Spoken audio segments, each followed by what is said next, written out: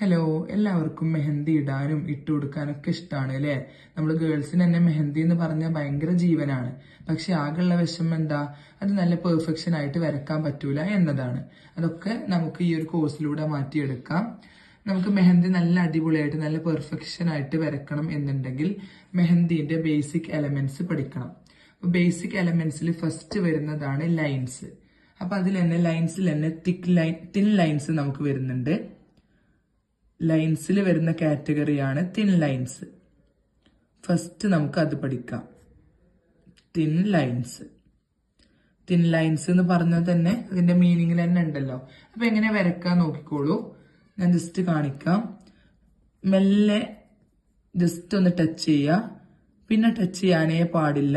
പൊക്കി പിടിച്ച് നൂല് പോലെ വലിച്ചിട്ട് ഇവിടെ എത്തുമ്പോൾ സ്റ്റോപ്പ് ചെയ്യുക. നമ്മൾ ഇതുവരെ വരച്ചിട്ടുണ്ടായിരുന്ന ലൈൻസ് എങ്ങനെ? കോണ് മൊത്തത്തിൽ ടച്ച് ചെയ്ത് പേപ്പറിൽ ഇങ്ങനെ ടച്ച് ചെയ്ത് കട്ടിയിലാണല്ലോ വരച്ചിട്ടുണ്ടായിരുന്നത്. ഇങ്ങനെ ആവുമ്പോൾ ഒട്ടും പെർഫെക്ഷൻ നമുക്ക് കിട്ടൂല, ഭയങ്കര ബോറായിരിക്കും. ഇനി മുതൽ മെഹന്തിയിൽ ലൈൻസ് വരക്കുക. ജസ്റ്റ് ടച്ച് ചെയ്യുക. പിന്നെ കോണിനെ പൊക്കി പിടിച്ച് നൂല് പോലെ ഒരേ പ്രഷറിൽ വലിച്ചെടുക്കുകയാണ് ചെയ്യേണ്ടത്. സ്റ്റാർട്ട് ചെയ്യുക. പൊക്കിയെടുക്കുക. ഒരേ പ്രഷർ ആയിരിക്കണം, എന്നാലേ നല്ല തിന്നായിട്ട് ഒരേ ലെവലിൽ പോവുള്ളൂ. ലാസ്റ്റിലെത്തുമ്പോൾ മെല്ലെ അങ്ങ് സ്റ്റോപ്പ് ചെയ്യുക. ജസ്റ്റ് സ്റ്റാർട്ട് ചെയ്യുക. പൊക്കി പിടിക്കുക.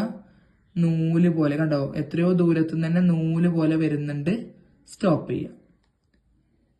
അപ്പൊ ഇങ്ങനെ വരക്കുന്നതാണ് തിന്നായിട്ട് വരുന്ന ലൈൻസ്, തിൻ ലൈൻസ്. ഇത് നമുക്ക് മെഹന്തിയിൽ ഭയങ്കര ഇമ്പോർട്ടന്റ് ആയിട്ട് വരുന്ന ഒരു എലമെന്റ് തന്നെയാണ്. ഏതൊരു ഡിസൈൻ എടുത്ത് നോക്കിയാലും നമുക്ക് ഈ ലൈൻസ് കാണാൻ പറ്റുമല്ലോ.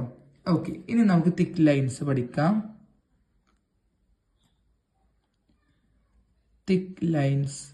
തിക്ക് ലൈൻസ് എന്നുള്ളതിന്റെ പേരിൽ തന്നെ ഉണ്ട്. എന്താണ്? കട്ടിയിൽ നമ്മൾ വരക്കാണ് ലൈൻസ്. അപ്പൊ നമ്മൾ ഇതുവരെ വരച്ചിരുന്നത്, നിങ്ങൾ മുന്നേ വരച്ചിരുന്ന തിക്ക് ലൈൻ എങ്ങനെ? ഇങ്ങനെ നല്ലോണം ഞെക്കി പിടിച്ച് ഒരേ ലെവലിൽ ഇങ്ങനെ വരക്കുന്നൊക്കെ ഉണ്ടാവും. കട്ടിയുള്ള ലൈനൊക്കെ അതായിട്ടുണ്ടാവും, പക്ഷെ പെർഫെക്ഷൻ ഉണ്ടാവില്ല. ഇത് തെറ്റായിട്ടുള്ള രീതിയാണ് കേട്ടോ. അപ്പൊ എന്താ ചെയ്യേണ്ടത്?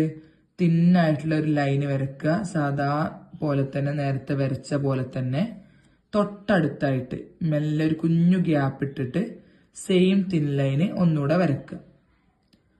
എന്നിട്ട് സ്റ്റാർട്ടിങ്ങിൽ നിന്ന് നല്ല പ്രഷർ ചെയ്ത് അത് ഇങ്ങനെ കളർ ചെയ്യുന്ന പോലെ മൊത്തത്തിലങ്ങ് വലിച്ചു കൊണ്ടുപോയാൽ നല്ല നീറ്റായിട്ടുള്ള അടിപൊളി തിക്ക് ലൈന് നമുക്ക് കിട്ടും. കണ്ടില്ലേ? ഇങ്ങനെയാണ് തിക്ക് ലൈന് വരക്കുക. ഒന്നുകൂടെ കാണിക്കാം.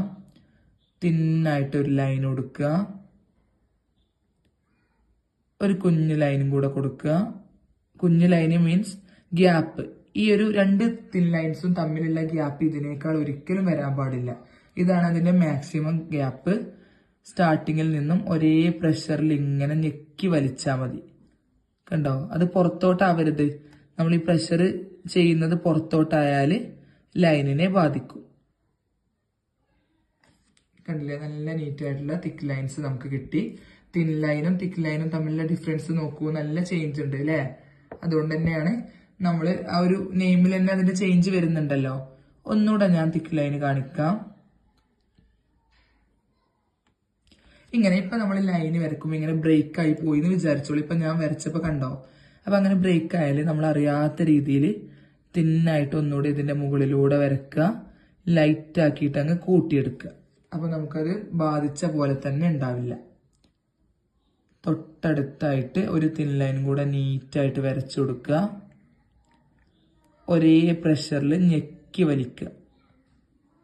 നിങ്ങൾക്ക് ഒറ്റ വലിയിൽ തന്നെ ഫുള്ളായിട്ട് കവർ ചെയ്യാൻ പറ്റുന്നില്ലെങ്കിൽ ഹാഫ് ആദ്യം കളർ കൊടുക്കുക, പിന്നെ ഹാഫ് കൊടുക്കുക കേട്ടോ.